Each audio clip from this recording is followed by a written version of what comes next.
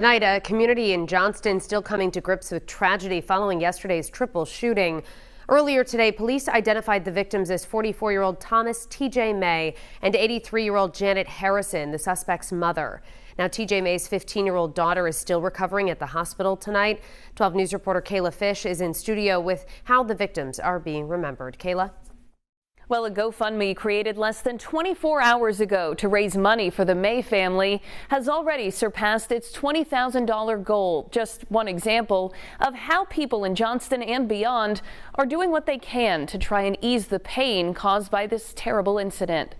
TJ was one of those people that I'm glad I met. He's just a role model as a friend, as a fellow father, as a coach. Friends of Thomas T.J. May tell us the beloved Little League coach was a constant source of positivity.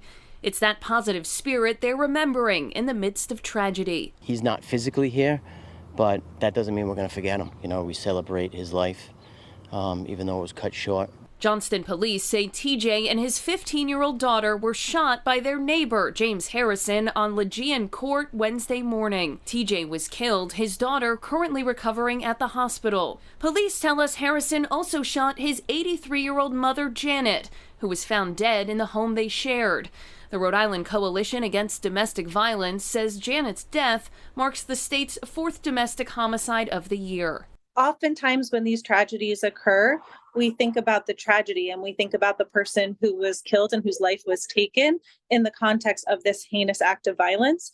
But we have to remember that the victim was a whole person with a lifetime full of achievements, dreams, hopes, relationships with their family and friends. Bishop Richard Henning of the Providence Diocese released a statement asking for prayers for the victims, those who knew them, the officers who responded, and the communities impacted, adding that these unjust acts of violence defy explanation.